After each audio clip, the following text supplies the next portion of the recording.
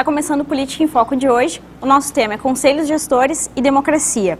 Para debatermos sobre esse assunto, temos aqui a presença do professor da Universidade Estadual do Oeste do Paraná, Campus Toledo, o doutor em Ciência Política, Osmir Dombrovski, e da mestranda em Ciência Política na Universidade Federal de Pelotas, Ana Cristina Mendes. Sejam bem-vindos ao nosso programa. Obrigado por aceitarem e estão aqui para debater sobre conselhos gestores.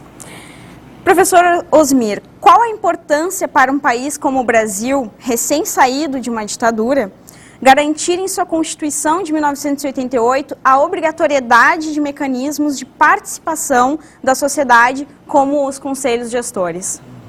A importância desses organismos do tipo conselhos, não apenas os conselhos, é criar elementos que fortaleçam a democracia, até por nós termos essa história de ditaduras, de autoritarismo. Quanto maior o número de instituições que nós tivermos que fortaleçam a democracia, isso é melhor para a própria democracia.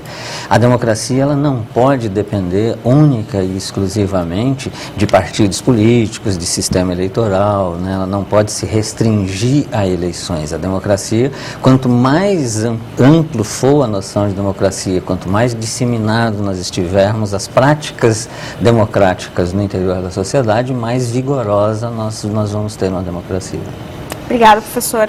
Ana, é possível dizer que os conselhos alteraram a forma de relação entre o Estado e a sociedade? Por quê?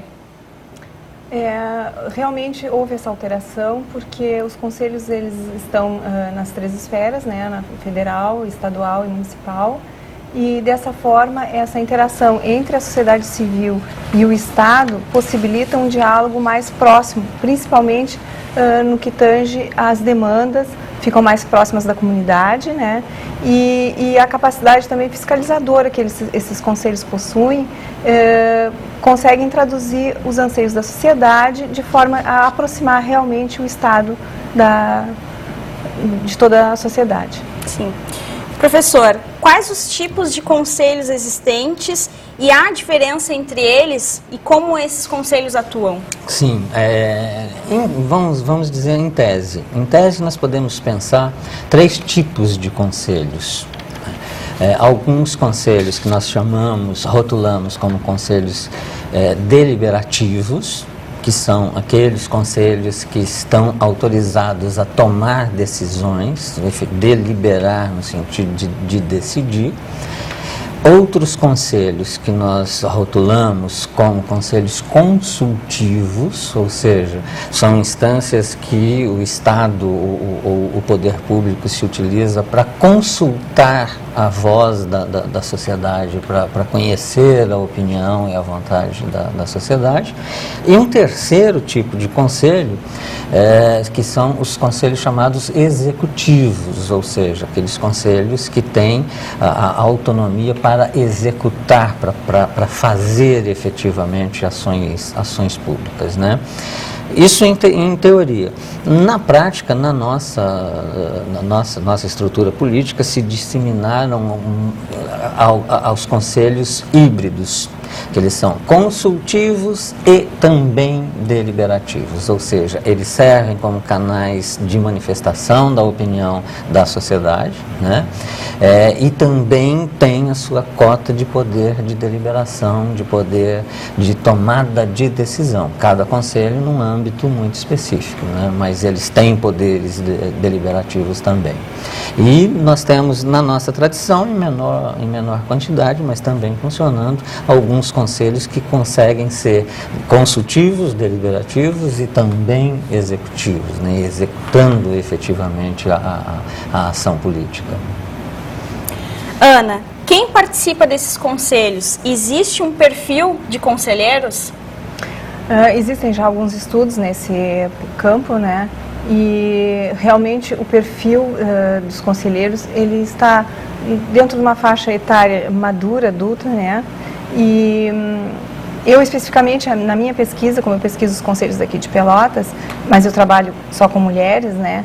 Eu acabei confirmando esse estudo que é mais geral, que realmente é uma parte da população de uma certa idade adulta, na sua maioria são funcionários públicos, a grande maioria possui uma escolaridade alta, né, um grande número de pós-graduados, e esse perfil ele se repete, assim, levando em conta que os conselhos são espaços muito heterogêneos, porque dependendo do campo de atuação, eles conseguem reunir esse perfil de pessoas para atuarem nos conselhos.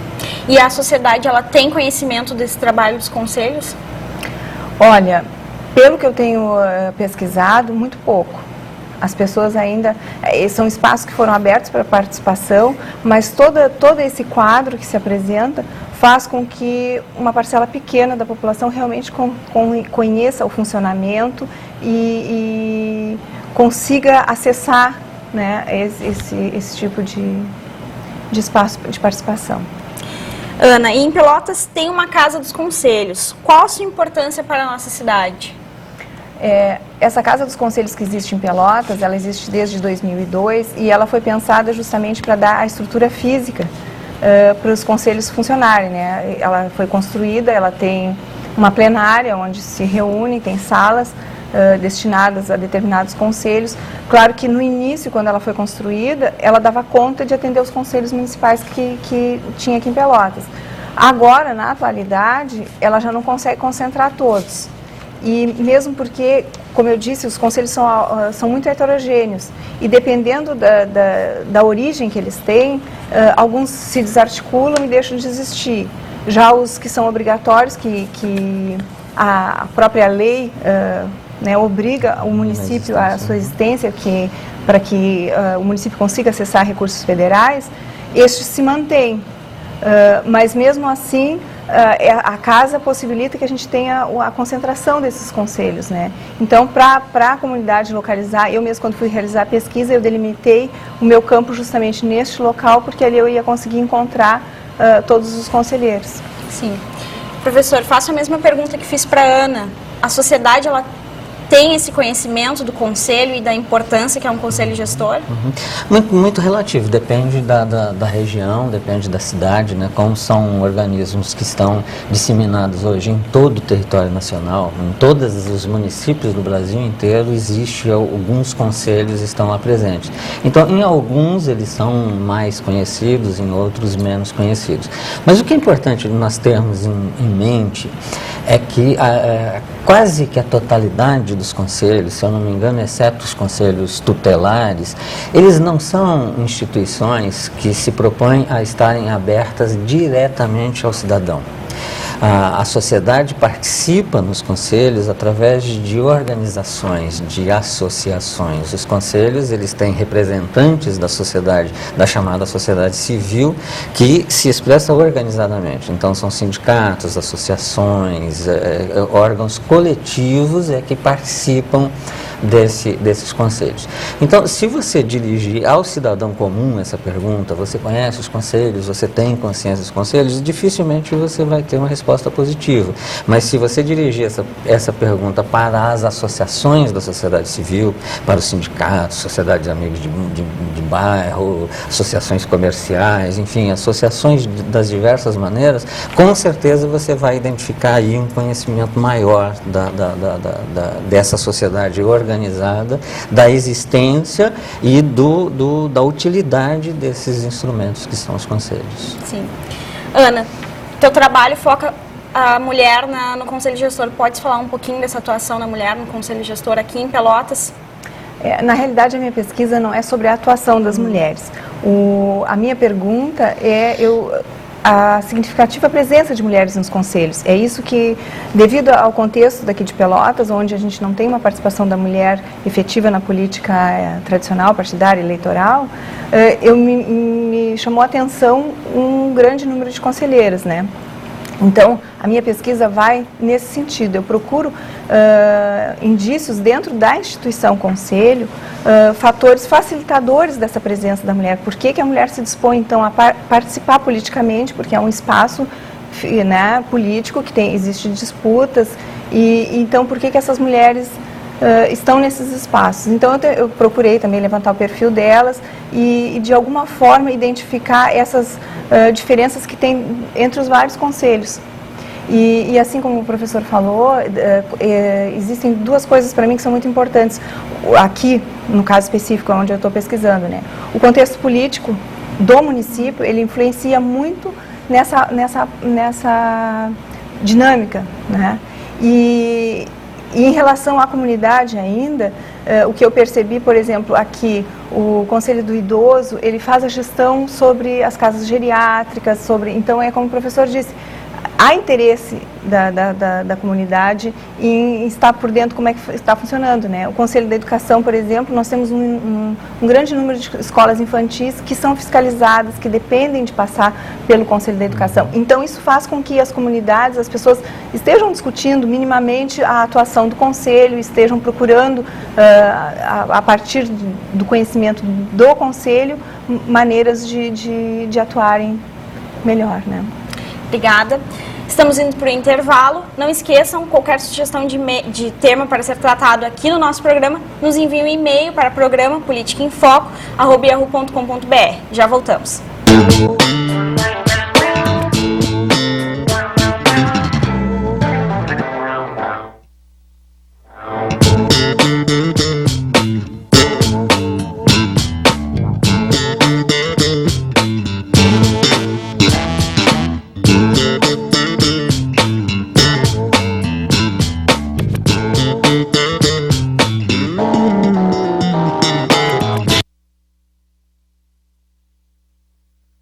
Foco na educação superior. Projetos nas áreas de saúde, meio ambiente e tecnologia. Incentivo à cultura e ao desenvolvimento. Projetos de pesquisa. Cuidado com a criança e o idoso. Ações com a comunidade acadêmica. E forte atuação em benefício da sociedade. O que isso tudo tem em comum? A Universidade Católica de Pelotas. Um universo de oportunidades para você crescer com a nossa região. Católica de Pelotas. Seu futuro, nosso compromisso. Se as baleias falassem, o que nos diriam? Se os golfinhos falassem, o que diriam? Talvez eles nos lembrassem que a Terra é um planeta aquático, que a água mantém a vida. E que se continuarmos a poluir o sangue do planeta, toda forma de vida vai sofrer. Escute-os.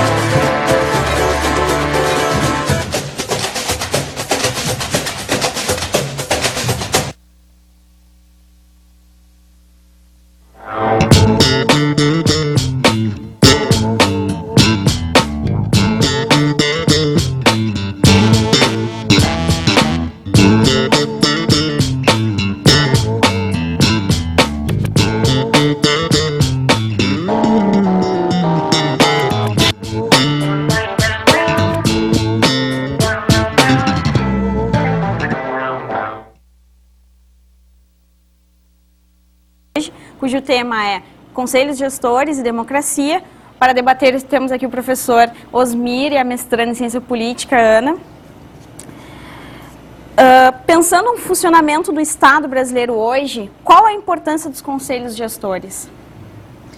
Olha, como nós viemos dizendo, a importância é aprofundamento da democracia, né? E os conselhos, eles são canais privilegiados de expressão da opinião da sociedade. Eles são instrumentos através dos quais a sociedade pode expressar as suas ideias, os seus interesses, as suas opiniões, e instrumentos privilegiados através dos quais também os ocupantes dos cargos públicos podem ouvir a voz da sociedade, né?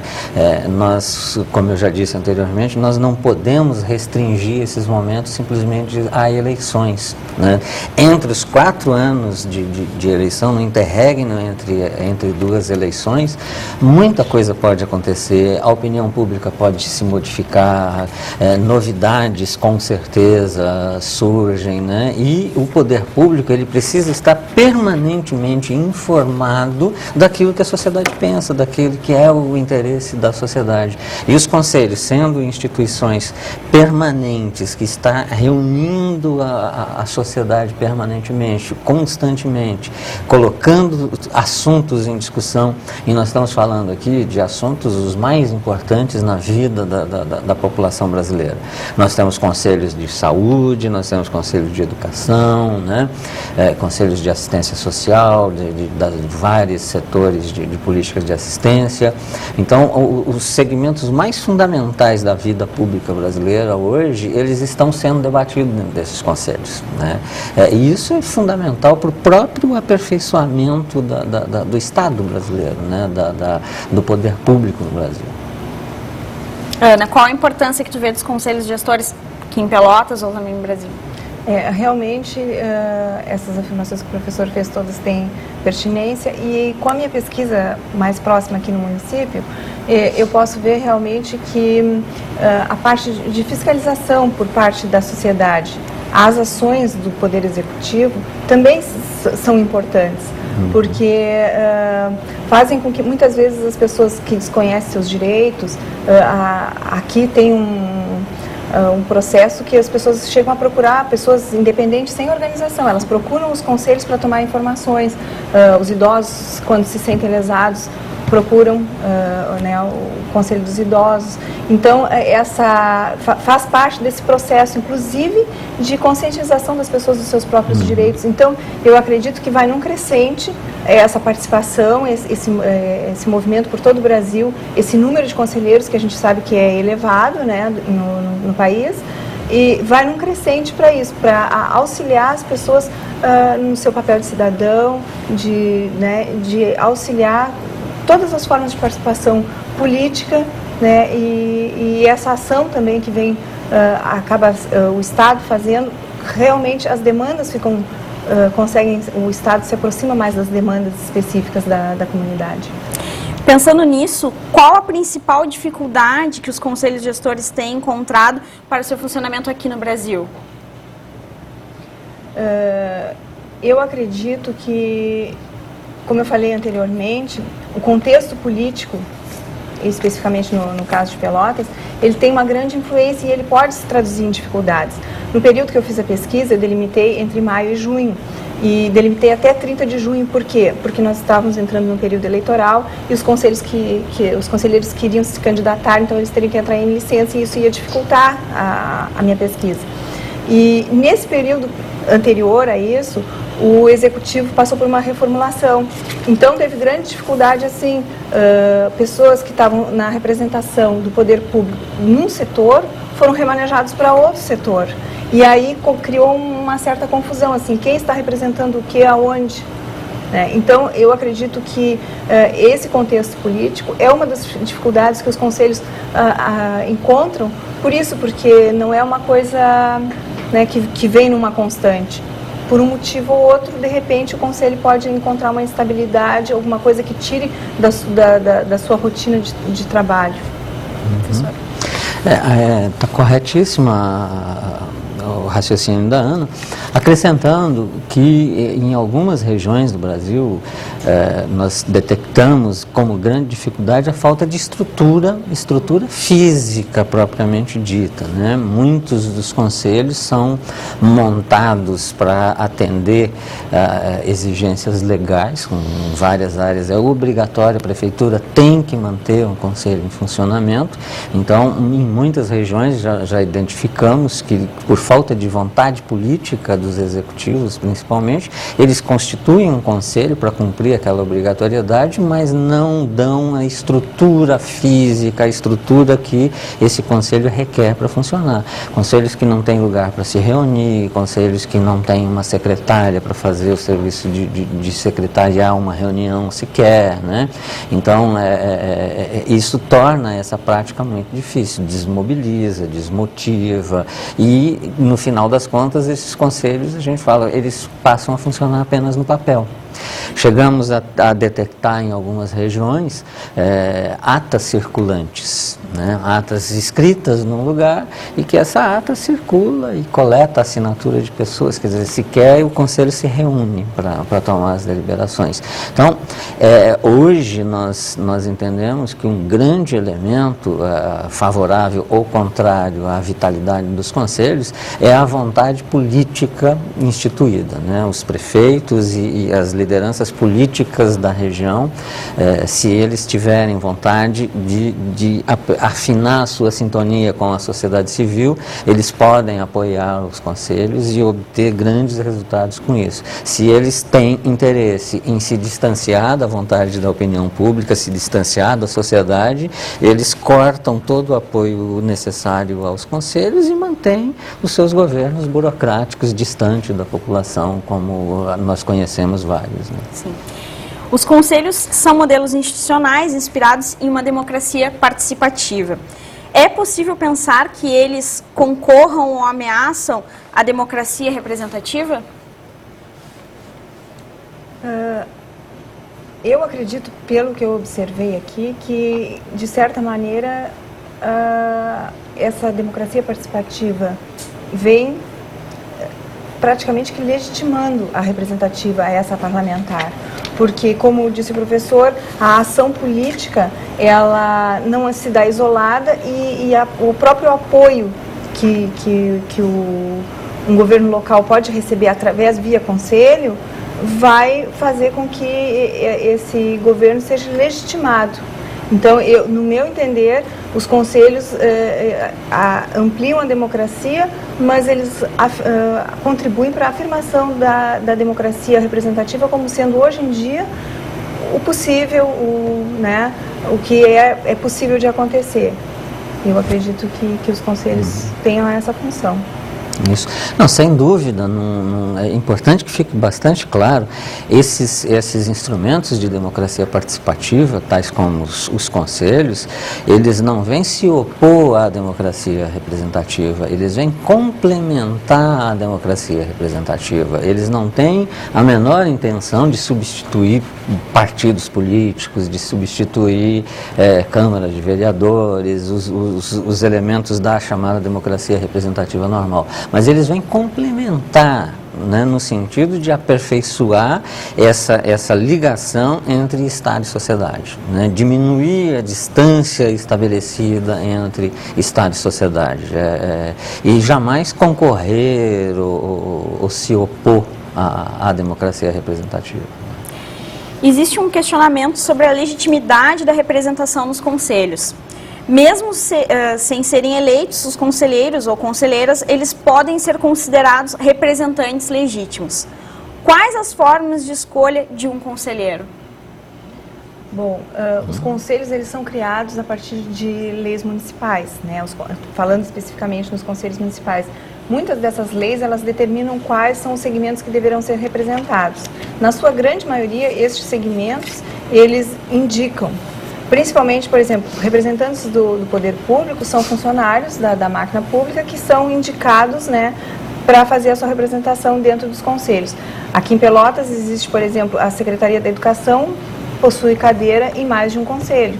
E essas pessoas, então, são indicadas, né, para participar, geralmente não acumulando 2 conselhos, né, dependendo da função. E existem outros conselhos que, devido a essa heterogeneidade que existe, que definem no seu regimento interno quais são as entidades que deverão estar representadas. E isso aí gera, assim, uma gama muito grande de possibilidades. Pessoas que eu entrevistei, elas foram eleitas dentro da sua entidade. Mas elas estão presentes, aquela entidade está presente no conselho porque é uma exigência que está presente lá na lei de criação do conselho. Então, essas formas, das minhas questões, da minha pesquisa, justamente é que essa maneira, essa indicação, isso aí contribui para a participação da mulher, né? Não tem o custo eleitoral, são coisas que presentes dentro dos conselhos que podem acabar facilitando a presença das mulheres. E E na sua grande maioria são indicações mesmo, né? E uma outra coisa assim, que eu observei é que a gente sabe o trabalho dentro do conselho, ele é um trabalho voluntário. A pessoa, né, não recebe para fazer esse tipo de trabalho, ela vai trabalhar pelo público. Então, existe uma certa fluência, assim, as pessoas muitas vezes entram para atuar ali, mas não conseguem permanecer. E essa necessidade daquela entidade se manter representada dentro do conselho é que vai fazer com que essa dinâmica seja mais ou menos produtiva, existem conselhos que a gente chega lá e tem cadeiras que estão vagas e que não estão sendo ocupadas, porque não há interesse da entidade de mandar um representante, de indicar uma pessoa para representá-lo. Então, é uma coisa assim, a presença dentro do conselho, a formação dos conselheiros é uma coisa nova, né? Aqui em Pelotas se pensa já se realizou até cursos para conselheiros, para que as pessoas saibam o que vão fazer, como é que vão atuar. Então, toda essa dinâmica de funcionamento, ela,